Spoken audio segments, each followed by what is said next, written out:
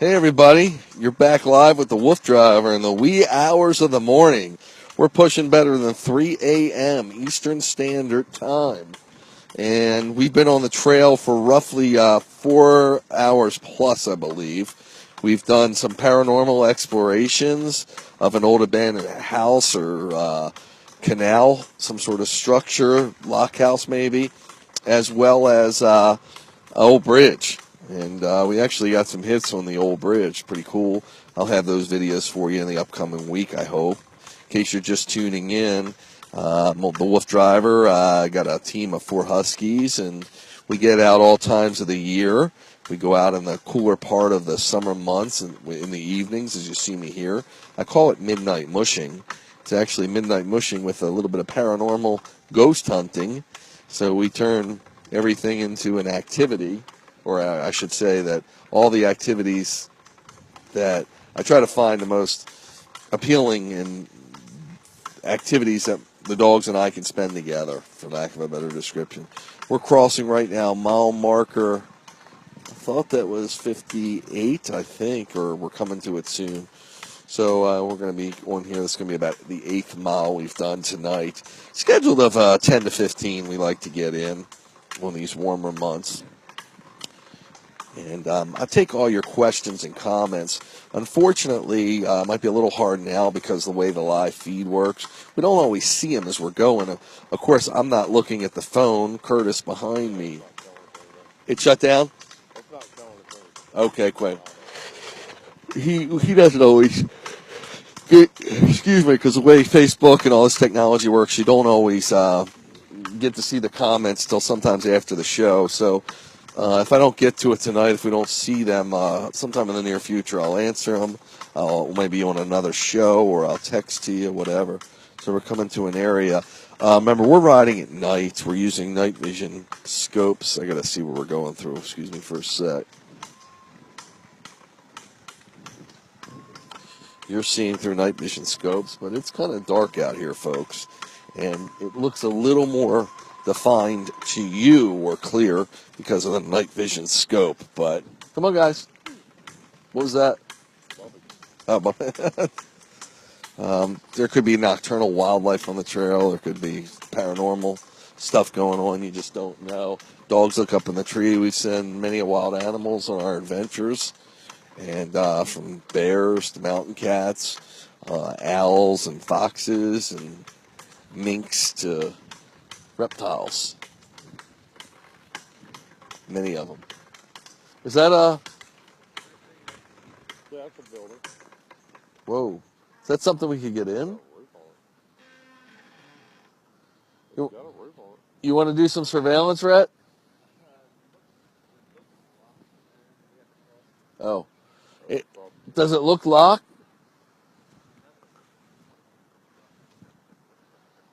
Oh, it is? Doesn't look like we can get to it? Okay. So we did happen to notice a structure that we'd like to explore, but we're divided. We're separated by a pretty wide lock along the canal. It looks fairly in fairly good shape. I'm not Yeah. sure it's abandoned. Yeah. The gutter across the back of it looks like it's almost new. Oh, it's probably a lock house they remodeled. Yeah. You set? Okay, come on, guys. Hike. Come on.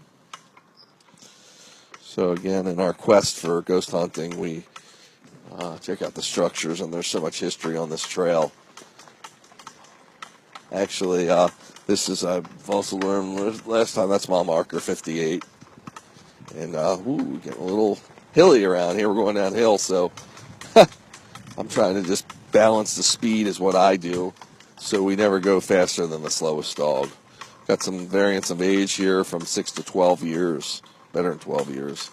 So, want to be cognizant of that all the time, of course, which I am. Oh, excuse me, folks. We've been going at this for a while. But we go on journeys sometimes. We'll be on the trail with the dogs 6 to 8 hours.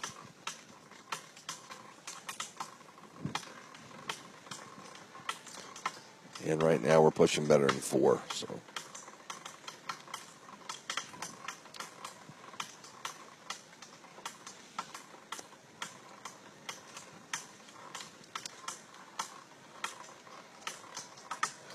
going out at night with the dogs, excuse me, is truly one of the most awesome things I do.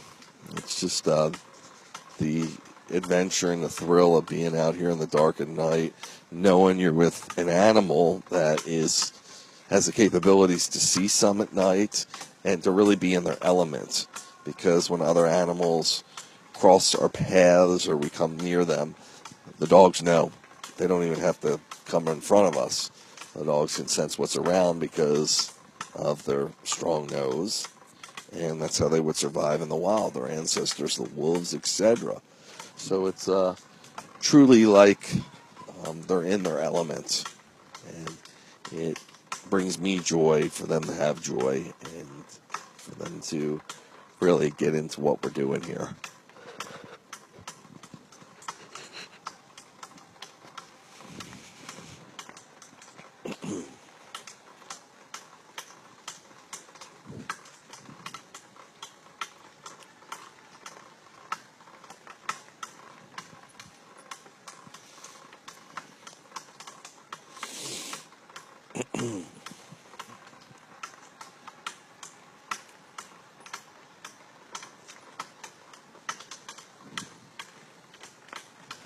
Looks like there's a highway somewhere close by.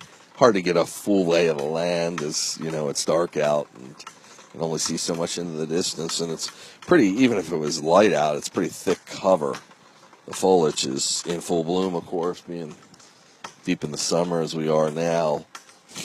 So everything's pretty camouflaged pretty well. But I do hear the highway. And there are a lot of major highways around this area.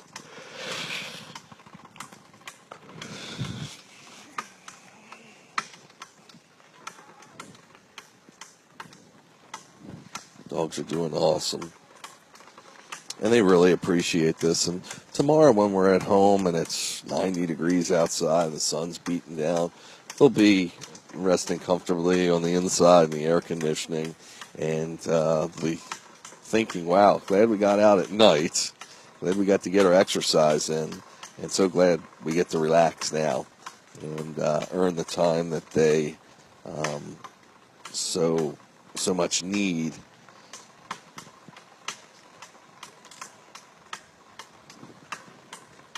To take their rest. I'm looking for old structures as we go. I just thought it was a railroad bridge with all the foliage, as I say. Sometimes your mind will play tricks on you. And some of these bridges are pretty, the trusses are pretty exposed. So sometimes you look up and you can see the trees can look like trusses and part of a bridge. And then you realize, oh, it's just trees.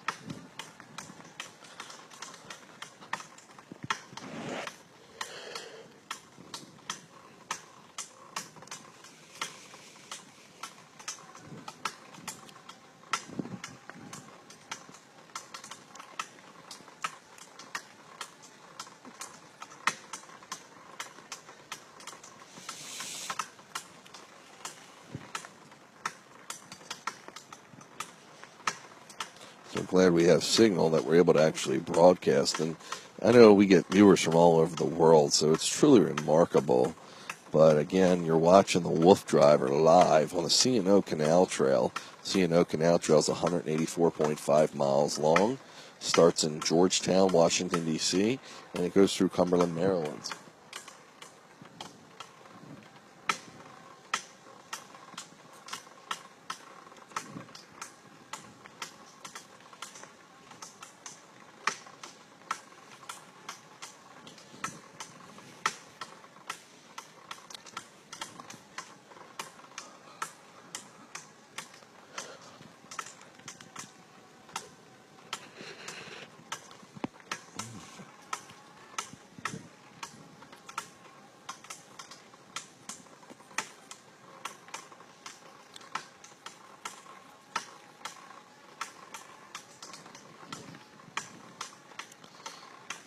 So far, we haven't seen much wildlife tonight. I said so far we haven't seen much wildlife tonight. Got a real treat. A few weeks back, we got some some owls. I believe they were great horned owls talking to us, having a conversation with us, and I guess each other. And the videos are on my YouTube channel, WooFDriver, but it was truly incredible.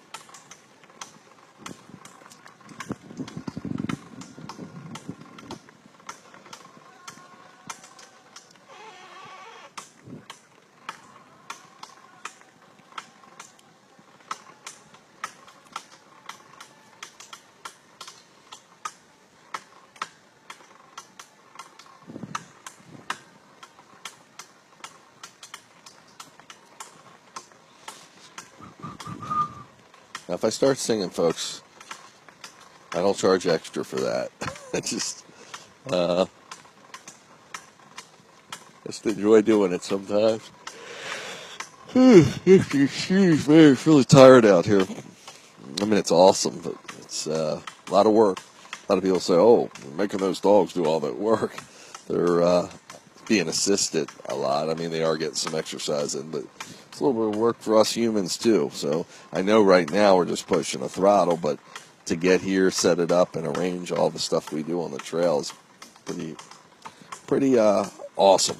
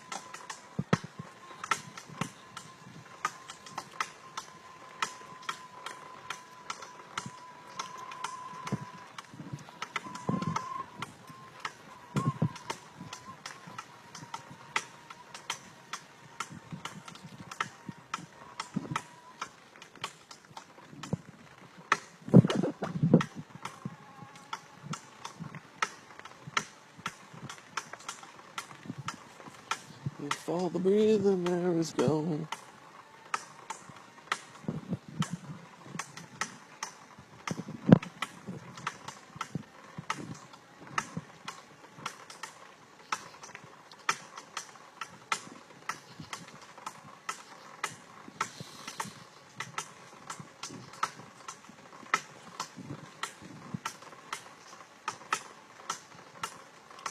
Temperature's cooled off a bit. And it's really starting to feel nice.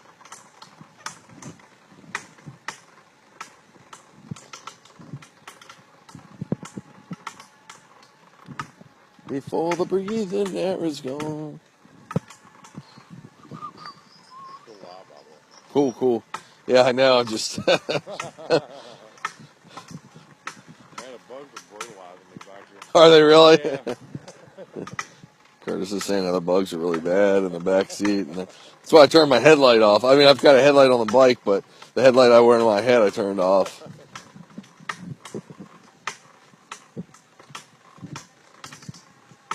sounds all too. It's still pretty bad. Still getting you. You're sweeter than me. I'm not getting it as bad.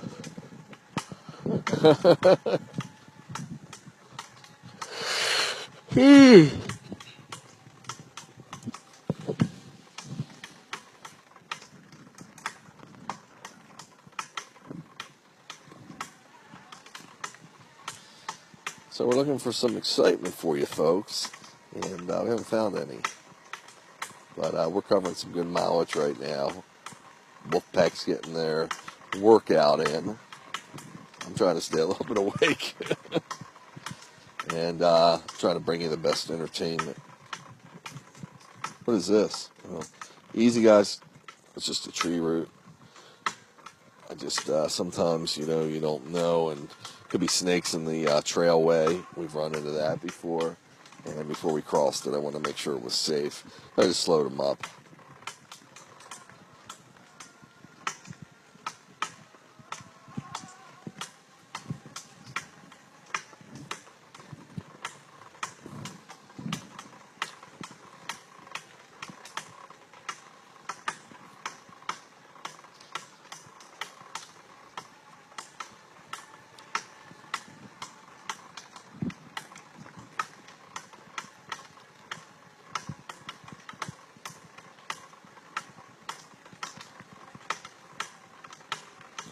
A lot of bats out here, and they just dive bomb, and they're probably feeding off the insects that are attracted to the headlight we're using. I did turn my headlamp, that's on my head, off, but I do have a headlamp on the bike that I need to see by. It's really bright. It's probably calling a lot of insects into it.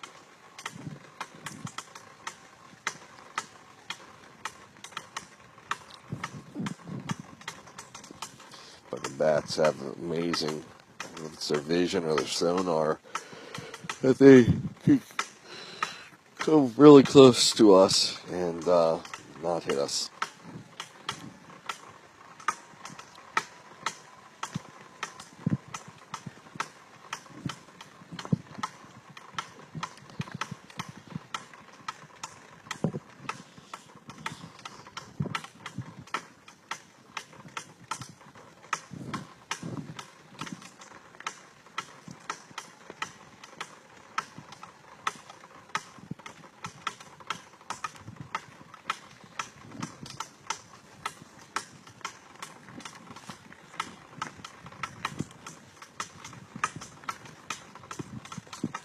So I hope you're getting to take in the nice views through the infrared camera, the night vision scope, as I've been talking about, and catch the dogs and nighttime views as we're mushing along, urban mushing along the C&O Canal through Harper's Ferry and getting away from it now.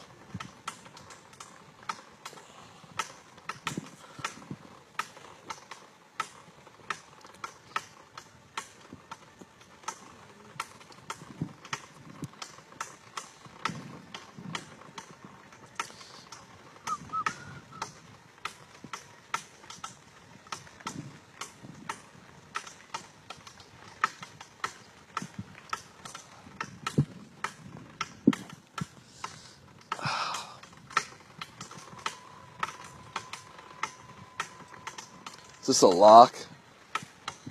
Oh, some area we're coming up on. Seeing anything? You seen anything worth exploring? What's up? No. Okay.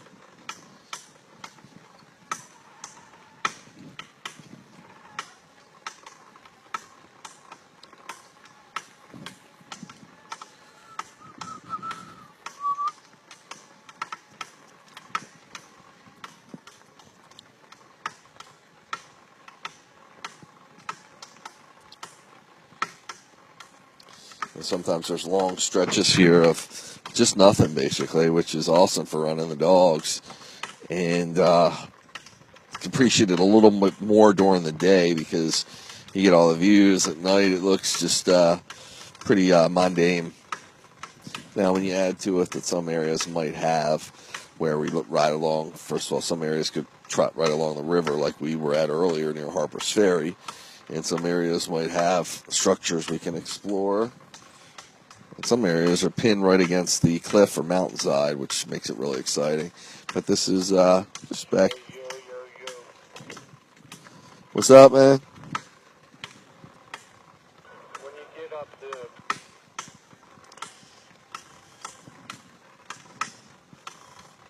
Come back with that. So what's happening now is we're communicating with Crispy, who's our support vehicle. And if you'll remember, Crispy drops us off at one end of the trail and picks us off at another. So we never have to redo the set. We don't have to turn around. So if we're going to do 10 miles, we don't have to go 5 out and 5 back.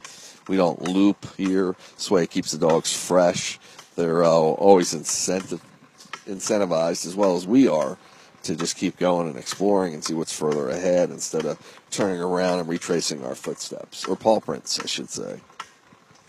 So usually these walkie-talkies, we're broadcasting at a really high rate, but they'll reach for about a mile or so. So when we usually hear from him, we're within a mile of reaching him. Now, it doesn't mean we're necessarily going to stop there, but we could, wherever he's at. I thought I saw something in the tree, but I did not.